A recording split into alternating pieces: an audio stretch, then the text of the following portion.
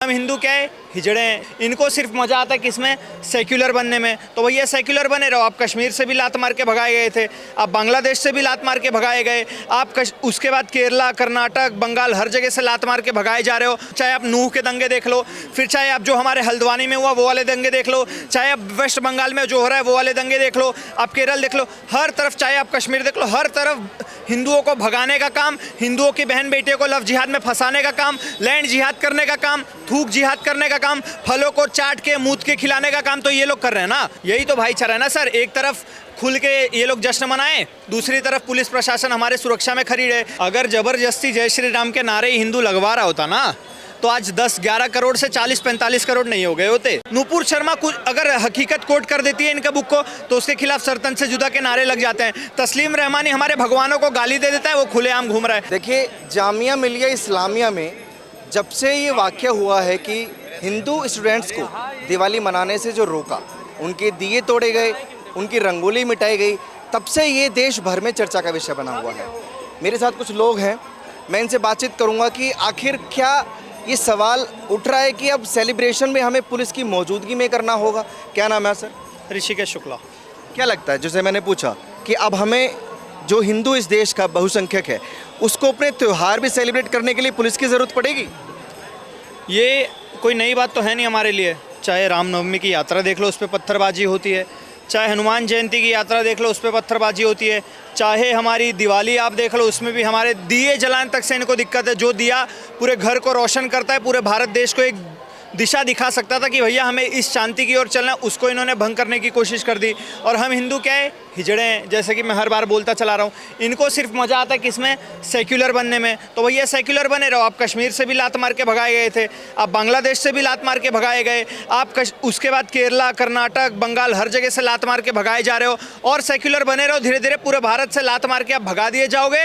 या तो आपकी बहन बेटियों को अगवा कर लिया जाएगा, उनका धर्म परिवर्तन कर दिया जाएगा, या तो फिर आप लोगों को मार दिया जाएगा एज यूजुअल, जैसे हमेशा भारत में हिंदुओं के साथ होता चला आ रहा है।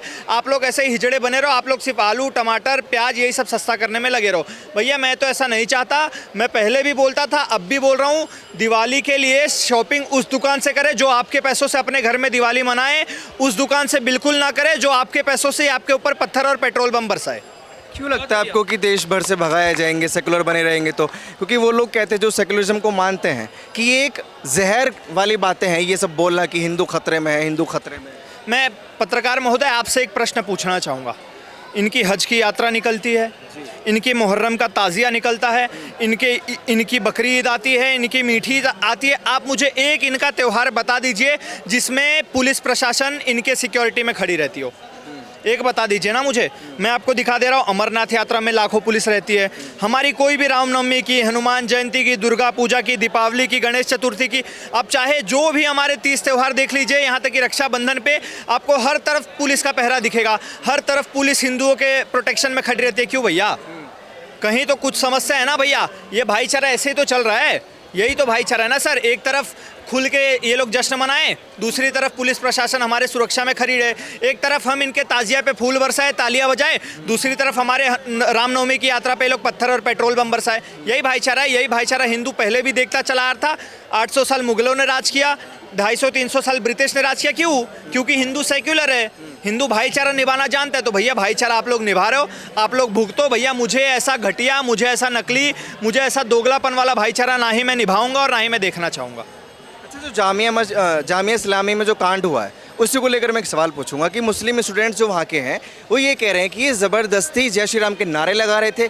एबीपी के छात्र वहाँ पर घुसे, जो जामिया के बाहर के लोग थे उन्होंने आकर हो हंगामा किया, उसके बाद वो लोग एक्टिव हुए। अगर ज़बरदस्ती जय श्री राम के नारे हिंदू लगवा रहा होता ना तो आज 10-11 करोड़ से 40-45 करोड़ नहीं हो गए होते। ये सब इनका दोगलापन है। अभी कुछ दिन पहले मैं न्यूज़ पढ़ रहा था, मध्य प्रदेश की न्यूज़ है कि वहाँ पे एक मुस्लिम बच्चा अपने घर से भाग के जाके एक क्या बोलते हैं उसको, एबंडेंट घर में छुपता है। उसके बाद उसको वो बंदे को पकड़ लिया जाता है, फिर वो झूठ अफवाह फैलाता है कि मुझे हिंदू बच्चों ने किडनैप कर लिया था, मुझसे जय श्री राम के नारे लगवाए जा रहे थे। उसके बाद जब सीसीटीवी कैमरा देखा जाता है तो पता चलता है वो खुद ही जाके उस बंगले में छुपा था। तो भैया ऐसे तो दोगले ये लोग चेहरे हैं। हर तरफ हमारे हिंदू बहनों के साथ लव जिहाद ये लोग कर रहे हैं, लैंड जिहाद ये लोग कर रहे हैं, उसके बाद रेप, मर्डर जैसे क्राइम ये लोग कर रहे हैं। पुलिस प्रशासन उसके बाद इनको अगर पकड़ने आ जाती है तो ये लोग छाती पीटना शुरू कर देते हैं। पुलिस के ऊपर भी पत्थरबाजी ये लोग करते हैं। फिर चाहे आप नूह के दंगे देख लो, फिर चाहे आप जो हमारे हल्द्वानी में हुआ वो वाले दंगे देख लो, चाहे आप वेस्ट बंगाल में जो हो रहा है वो वाले दंगे देख लो, आप केरल देख लो, हर तरफ, चाहे आप कश्मीर देख लो, हर तरफ हिंदुओं को भगाने का काम, हिंदुओं की बहन बेटियों को लव जिहाद में फंसाने का काम, लैंड जिहाद करने का काम, थूक जिहाद करने का काम, फलों को चाट के मूत के खिलाने का काम तो ये लोग कर रहे हैं ना। तो ये लोग खतरे में कहाँ हैं भैया? खतरे में और सबसे खराब स्थिति में इस समय भारत में रह रहा है वो स्वयं हिंदू है। हर 30 त्योहार पे हिंदुओं को टारगेट करने का काम किया जाता है और कोई सरकार हमारी मदद करने नहीं आ रही है। ये चीज़ हिंदुओं को समझना पड़ेगा। लेकिन मुझे एक बात बताओ, वो कहते हैं कि ऊपर से लेकर नीचे तक हर अधिकारी, प्रधानमंत्री, राष्ट्रपति सब हिंदू हैं, बहुसंख्यक इस देश का हिंदू, फिर भी मतलब कैसे खतरे में? वही तो बात है ना, बहुसंख्यक हिंदू है लेकिन हिंदू भाईचारा निभाने में लगा हुआ है, हिंदू सेक्युलर बनने में लगा हुआ है। हिंदू तो भैया ये दिखाने में लगा हुआ है कि भैया हम बहुत अच्छे लोग हैं, हम लोगों को बाँह खोल के फैलाते हैं कि भैया आओ मुस्लिम भी रहो, आओ क्रिश्चियन भी रहो, आओ ईसाई भी रहो, सारे लोग आके रहो। और उसके बाद यही मुसलमान जो भारत के हैं वो लोग हिंदुओं के पीठ में खंजर घोंपने का काम करते हैं, हिंदुओं को थूक वाली बिरयानी खिलाते हैं, हिंदुओं को थूक वाली रोटी खिलाते हैं, हिंदुओं को थूक वाली पेशाब वाले फल खिलाते हैं, जूस पिलाते हैं, यही सब काम ये लोग कर रहे हैं। और उसके बावजूद 2 दिन 3 दिन बीतता है, इतना बड़ा तिरुपति मंदिर में भी हमारे भैया बीफ टेलो मिला के खिलाया जा रहा है प्रसाद में। आपने कहीं देखा हिंदुओं ने इसका विरोध किया हो? नहीं किया। नूपुर शर्मा कुछ अगर हकीकत कोट कर देती है इनके बुक को तो उसके खिलाफ सरतन से जुदा के नारे लग जाते हैं। तस्लीम रहमानी हमारे भगवानों को गाली दे देता है, वो खुलेआम घूम रहा है। तो यही भाईचारा है सर। इतना क्यों खौफ में हैं आप लोग? क्योंकि सिर्फ ये जो सेकुलरिज्म का फैसला था कि भारत में हर धर्म के लोग रह सकते हैं, ये हमारे बड़ों का था, हिंदुओं का थोड़ी ना था। जो नेता थे उनका ये फैसला था कि पाकिस्तान भले मुस्लिम राष्ट्र है और मुसलमान वहाँ रहना चाहते, लेकिन भारत में हर कोई रह सकता है। देखो सर, बंटवारा धर्म के नाम पर मुल्लों ने करवाया था, हमने नहीं करवाया था।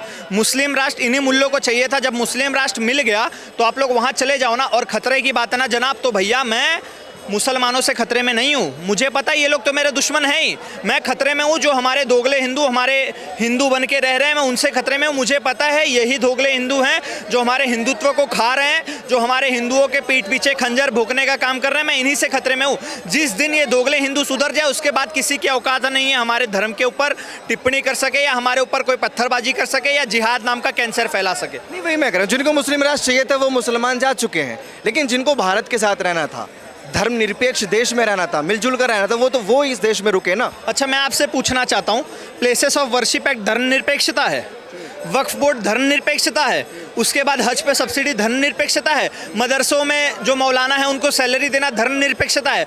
अगर ये धर्मनिरपेक्षता है तो भैया ऐसे धर्मनिरपेक्षता को और ऐसा संविधान जो हमारे धर्म की रक्षा नहीं कर सकता, ऐसे संविधान का मैं बहिष्कार करता हूँ और ऐसे लोगों को लात मारता हूँ जिसने ये संविधान को बनाने का काम किया है। बड़ी बात बोल रहे हैं, संविधान का बहिष्कार। जो संविधान मेरी रक्षा नहीं कर सकता, जो संविधान मेरे अधिकारों की रक्षा नहीं कर सकता, जो संविधान हमारे हिंदुओं को, हमारे संस्कारों को न्याय नहीं दिला सकता, वो संविधान मेरे किस काम का है? अगर मैं जीवित रहूंगा तभी मैं कमा खा सकूंगा। तो भैया जीवित रहने के लिए मुझे अपने धर्म को बचाना बहुत जरूरी है और उस धर्म को बचाने के लिए मैं संविधान का ही नहीं, जो संविधान की रक्षा में आएगा उसका भी बहिष्कार कर सकता हूँ। संविधान की रक्षा में आएगा? वो क्यों? क्योंकि भैया वो लोग दोगलापन दिखा रहे हैं। वो लोग उस संविधान की रक्षा कर रहे हैं जो हमारे धर्म की रक्षा नहीं कर सकता। वो लोग उस संविधान की रक्षा कर रहे हैं जो संविधान रेपिस्टों को बेल दे देता है, आतंकवादियों को ह्यूमन राइट्स की बात करता है, उसके बाद जो जिहाद फैलाता है उसको लीगल करार करता है। Places of worship act, Waqf board जैसी चीज़ें जब उस संविधान में हो तो भैया मैं उस संविधान को नहीं मानता। आप नहीं मानते? बिल्कुल भी नहीं मानता। और ऐसे संविधान के लिए लॉरेंस बिश्नोई जैसे लोगों का जीना बहुत ज़्यादा जरूरी है।